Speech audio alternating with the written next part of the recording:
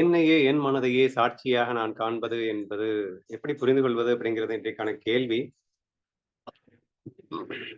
ஆக்சுவலா ஆன்மீகத்துல இருக்கிறவங்களுக்கு எல்லாருக்குமே ஒரு விஷயம் நல்லா தெரிஞ்சிருக்கும். அது என்ன அப்படின்னா, இந்த உடல், மனம், புத்தி இவைகள் எல்லாம் நான் அல்ல, நான் ஆத்மா அப்படின்னு சொல்லிட்டு ஜென்ரலா புரிஞ்சிருக்கோ புரியலையோ எல்லாருக்கும் தெரிஞ்ச ஒரு விஷயம் என்னன்னா, உடல், மனம், புத்தி என்பது மாயை என்றும், ஆத்மா என்பது உண்மை என்றும், ஆத்மாவே நான் என்றும், இவைகள் எல்லாம் மாய தோற்றம் என்றும். சோ இது ஜென்ரலா எல்லாருக்கும் தெரிஞ்ச ஒரு விஷயம் அப்படின்றது ஒண்ணு. சரியா?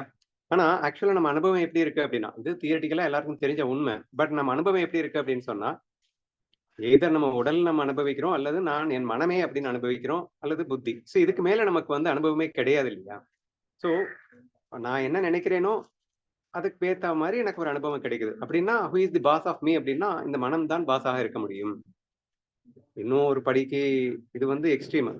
ரொம்ப கீழே இருக்கிறவங்க இந்த உடலே நான் நம்பிட்டு இருப்பாங்க. இல்ல இல்ல இந்த உடலை இயக்குறவன் மனசு தானே, மனசு சொன்னதானே இந்த உடம்பு கேட்டுட்டு இருக்கு. சோ மனசுக்கு இது டூலு அப்படிங்கிற அளவுக்கு தான் நமக்கு புரியுது. இந்த உடல் ஓகே டூலு, பட் மனம் புத்தி நான்.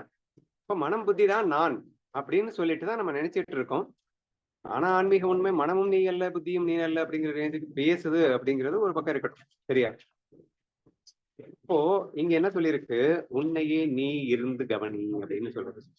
உன்னையே நான் அப்படின்னு சொன்னா என்ன அர்த்தம்? இந்த உடல், மனம், உடல், மனம், புத்தி இவைகளுக்கு அப்பாற்பட்டு நான் இருக்கின்றேனா? அப்படி ஒண்ணு இருக்கா அப்படின்னு நமக்கு அதிகமா அனுபவமே இல்லை அப்படின்னு நினைச்சிட்டு இருக்கோம். அப்படிலாம் இல்ல, இருக்கு அப்படிங்கிறதுதான் உண்மை. ஏன்னா உன் மனதிற்கே சிந்தனை தருகின்றது எது? உன் புத்தியே யோசிக்க வைப்பது எது? இந்த உடலையே இயக்குவது எது என்று கொஞ்சம் ஆழமா சிந்திச்சு பார்க்கும்போது, இயற்கை, இறைவன் என்ற ஒரு மாபெரும் சக்தி ஒன்று உண்டு. அதுதான் எதற்கு முற்றிலும் பாஸாக இருந்து செயல்படுகிறதோ அப்படிங்கிற ஒரு ஃபீல் நமக்கு வந்து வர்றதுக்கான வாய்ப்பு இருக்கின்றது. சரியா? அப்ப அந்த இறைநிலை அம்சத்தில் நான் இருக்கக்கூடும் அல்லவா? அந்த இறைவனாகவே நான் மாற முடியுமா? அந்த இறைவனே நானா என்ற அந்த கேள்விகளுக்கு விடைதான் இந்த கேள்வியில கேட்டிருக்கு. என்னது? உன்னையே நீ பார். இப்போ உன்னையே நான் பாக்குறதுன்னா அது எப்படிங்க? அந்த இறைநிலை எனக்கு அனுபவத்திலேயே இல்லையே. அனுபவத்திலே இல்லாத ஒரு நிலையிலிருந்து எனக்கு அனுபவத்தில் இருக்கிற ஒரே நிலை மனசு புத்தி வரைக்கும் தான். அதுக்கு மேல எனக்கு அனுபவமே கிடையாது. அப்படிங்கிறப்போ it's very difficult to answer. அப்ப நம்ம என்ன சொல்ல வேண்டியது இருக்கு? அப்போ ஒண்ணும் பிரச்சனை இல்லை. அந்த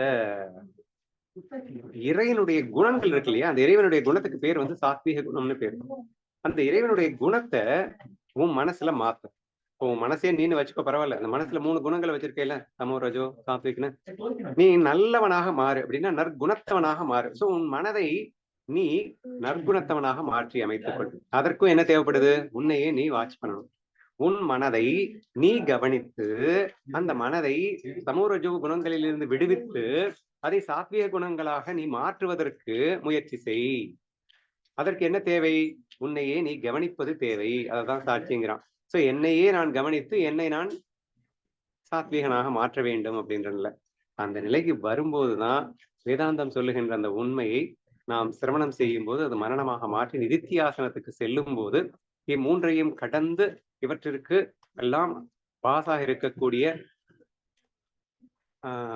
அனைத்துக்கும் ஆணிவேராக இருக்கக்கூடிய அந்த இறை ஸ்வரூபத்தை நான் உணர முடியும். அந்த இறை நிலை அப்படிங்கிறத இப்போதைக்கு, அதுக்கப்புறம் நீங்க வந்து பிரம்ம நிலை அப்படின்னு எல்லாம் ஒண்ணு இருக்கு, மாயை கடந்த நிலையெல்லாம் இருக்கு அப்படிங்கிறது கூட அப்புறம் பார்த்துக்கலாம்.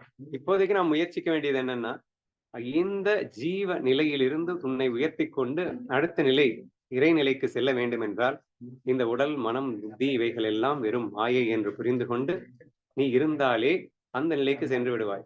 அதுவும் மாயை என்று புரிந்து கொள்ளும் போது பிரம்ம நிலைக்கு நம்ம போவோம் அப்படிங்கிறது அடுத்து வேதாந்தம் சொல்லுகிறது அப்படின்னு வச்சுப்போம். இப்போதைக்கு என்னை நான் சாட்சியாக காண்பது என்பது இருவேறு நிலைகளில் உள்ளன. ஆரம்ப கட்ட நிலையாக என் மனதை நானே சாட்சியாக கண்டு சாத்வீக நிலைக்கு உயர்த்துவது அப்படிங்கிறது ஒரு சாட்சி நிலை. இன்னொரு சாட்சி நிலை குணங்களை கடந்து குணாதீத்தனாக மாறுவது. சாத்வீக குணத்தையும் கடந்து குணங்கள் குணங்களில் இயங்குகின்றன என்று குணங்களுக்கு அதிபதியாக மாறுவது, குணாதீதனாக மாறுகின்றது. அது சூப்பர் சாட்சி நிலை என்று கூட வைத்துக் கொள்ளுங்கள். சோ இதுதான் சாட்சி நிலை என்று புரிந்து கொண்டு அதற்காக முயற்சியை செய்ய வேண்டும் என்பது எனது பதில்.